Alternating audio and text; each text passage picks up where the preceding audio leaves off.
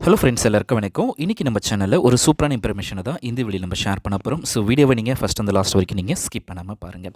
மகளிர் உரிமை தொகை ரிலேட்டடாக ஒரு முக்கியமான இன்ஃபர்மேஷன். அதாவது மகளிர் உரிமை தொகைக்கு அப்ளை பண்ணி உங்களுக்கு இது வரைக்குமே பேமெண்ட் வரல அப்படின்னா ஸோ எப்படி நம்ம ஆன்லைன் மூலமாக கம்ப்ளைண்ட் பண்ணுறது அப்படின்றத ஃபஸ்ட்டாக நம்ம பார்க்க போகிறோம். அடுத்தது, இது வரைக்கும் நீங்கள் ஆன்லைனில் கம்ப்ளைண்ட் பண்ணியிருப்பீங்க, ஆனால் உங்களுக்கு இது வரைக்கும் அதுக்கான ஸ்டேட்டஸ் தெரியல அப்படின்னா ஸோ எப்படி நம்ம ஆன்லைன் மூலமாக ஸ்டேட்டஸ் வந்து செக் பண்ணுறது அப்படின்றத ரெண்டாவதாக நம்ம பார்க்க போகிறோம். மூணாவதாக பார்த்தீங்க அப்படின்னா ஸோ எப்படி நம்ம ப்ராப்பராக கம்ப்ளைண்ட் பண்ணால் நம்ம எப்படி நம்ம அந்த 1000 ருபீஸை வந்து ரிசீவ் பண்ணலாம் அப்படின்றத ஒரு மூணாவதாக இந்த வீடியோ நம்ம பார்க்க போகிறோம். ஸோ இந்த 3 விஷயத்தையுமே இந்த வீடியோவில் நான் உங்களுக்கு ஸ்டெப் பை ஸ்டெப்பாக நான் எக்ஸ்பிளைன் பண்ணுறேன். ஸோ இந்த வீடியோ உங்களுக்கு யூஸ்ஃபுல்லாக இருக்கும். ஸோ வீடியோவை நீங்கள் ஃபஸ்ட் வந்து லாஸ்ட் வரைக்கும் நீங்கள் ஸ்கிப் பண்ணாமல் பாருங்கள். ஸோ மகளிர் உரிமை தொகைக்கு அப்ளை பண்ணியிருக்கீங்க அப்படின்னா ஸோ அதுக்கான ஒரு அஃபிஷியலான ஒரு பேஜ் வந்து இருக்குது. ஸோ அதில் போய்ட்டு தான் நீங்கள் வந்து உங்களுக்கான டீட்டெயில்ஸை வந்து நீங்கள் வெரிஃபை பண்ணிக்க முடியும். அப்ளை பண்ணியிருக்கீங்க அப்படின்னா ஸோ நீங்கள் அந்த ஸ்டேட்டஸை ஸோ இந்த வெப்சைட்டில் தான், அதாவது kmuttn.gov.in அப்படின்ற வெப்சைட். ஸோ இந்த வெப்சைட் வந்து பார்த்திங்கன்னா மகளிர் உரிமை தொகைக்குன்னே சொல்லி ஸ்பெஷலாக ஸோ அவங்க வந்து க்ரியேட் பண்ணியிருக்காங்க. ஸோ இதில் 2 ஆப்ஷன்ஸ் இருக்கும். ஒன்று குறைதீர்வு அப்படின்னு சொல்லி ஒரு ஆப்ஷன் இருக்கும், அல்லது உங்கள் விண்ணப்பத்தின் நிலையை அறிய அப்படின்னு சொல்லி 2 ஆப்ஷன்ஸ் இருக்கும். இந்த 2 ஆப்ஷன்ஸில் உங்களுக்கு எந்த ஆப்ஷன்ஸில் வேணாலும் நீங்கள் வந்து யூஸ் பண்ணிக்கலாம். ஃபஸ்ட்டு கம்ப்ளைண்ட் பண்ணணும் அப்படின்னாலும் இதே ஆப்ஷன்ஸ் தான் வரும். அடுத்தது கம்ப்ளைண்ட் பண்ணவங்க ஸ்டேட்டஸை செக் பண்ணணும் அப்படின்னாலும் இதே ஆப்ஷன்ஸில் தான் நீங்கள் செக் பண்ணிக்க முடியும்.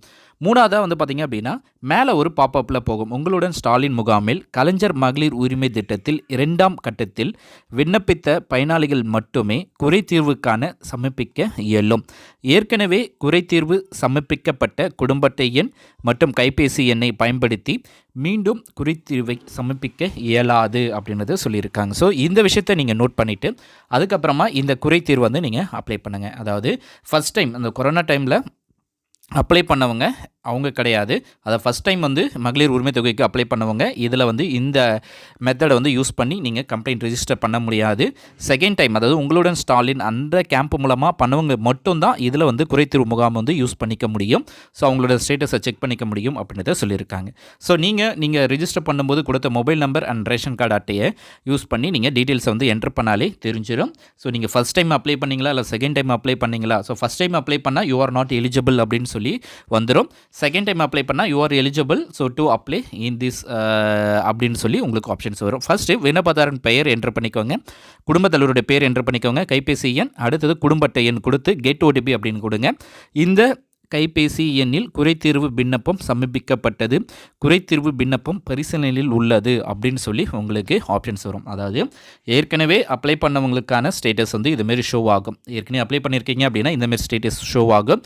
அல்லது புதுசாக அப்ளை பண்ணுறீங்க அப்படின்னா ஆட்டோமேட்டிக்காகவே அடுத்த ஆப்ஷன்ஸ் வந்து உங்களுக்கு ஷோ ஆகும். ஸோ கீழே வந்து குறைதீர்வு வகை அப்படின்னு சொல்லி இருக்கும்.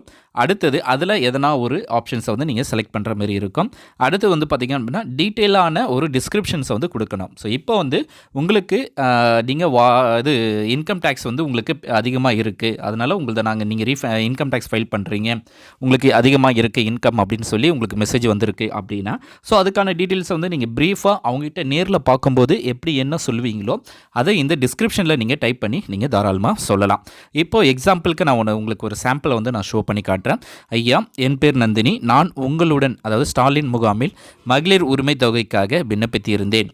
மாதம் ரூபாய் 1000 வழங்கப்படும் மகளிர் உரிமை தொகை கடந்த டிசம்பர் மாதத்தில் எனக்கு கிடைக்கவில்லை.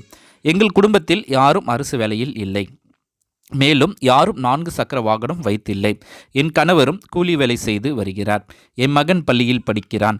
எங்கள் ஆண்டு வருமானம் ரூபாய் 2 லட்சத்துக்கு குறைவாக உள்ளது. வீட்டில் வாகனம் அல்லது நிலம் எதுவும் இல்லை. ஆகையால் தயவு செய்து கள ஆய்வு செய்து எங்களுக்கு மகளிர் உரிமை தொகை 1000 ரூபாய் உடனடியாக கிடைக்கும்படி கேட்டுக்கொள்கிறேன் அப்படின்னு சொல்லி ஸோ உங்களுடைய சென்டென்ஸ் ஸோ உங்களுக்கு என்ன மாதிரி மெசேஜ் வந்தது, அதாவது நீங்கள் வந்து எந்த மெசேஜுமே வரலை அப்படின்னா ஸோ எல்லா டீட்டெயில்ஸுமே ஸோ இதெல்லாம் டேர்ம்ஸ் அண்ட் கண்டிஷன்ஸ். ஸோ இதெல்லாமே காமனாக நீங்கள் ஒரு எழுதி சப்மிட் பண்ணலாம். அல்லது ஸோ இந்த விஷயத்துக்காக உங்கள்த நாங்கள் ரிஜெக்ட் பண்ணுறோம் அப்படின்னு சொல்லி மெசேஜ் வந்தது அப்படின்னா ஸோ அது ரிலேட்டடான கண்டென்ட்டாக இந்த கண்டென்ட்டை வந்து நீங்கள் சேஞ்ச் பண்ணிக்கோங்க. சேஞ்ச் பண்ணிவிட்டு அதுக்கேற்ற போல் ஒரு ப்ரூஃப், ஒரு ஸ்ட்ராங்கான ப்ரூஃப், இன்கம் டேக்ஸ் ரிலேட்டடான ப்ரூஃப் அப்படின்னா, ஸோ இன்கம் டேக்ஸ் நீங்கள் வந்து உங்களுடைய இன்கம் சர்டிஃபிகேட் வந்து நீங்கள் இதில் அந்த கீழே ஃபைலில் வந்து ஆட் பண்ணிங்கன்னா போதும். ஆட்டோமேட்டிக்காகவே அதை வெரிஃபை பண்ணி உங்களுக்கு வந்து ஃபைனலாக ஸோ அந்த பெண்டிங்கான பேமெண்ட்டும் ஸோ வர வேண்டிய பேமெண்ட்டும் உங்களுக்கு வந்து இஷ்யூ பண்ணுவாங்க. ஸோ வரலை அப்படின்னா நீங்கள் தைரியமாக இந்த வெப்சைட்டில் கம்ப்ளைண்ட் பண்ணலாம். இந்த வீடியோ உங்களுக்கு யூஸ்ஃபுல்லாக இருக்குன்னு நினைக்கிறேன். யூஸ்ஃபுல்லாக இருக்குன்னா லைக் பண்ணுங்கள், ஷேர் பண்ணுங்கள்.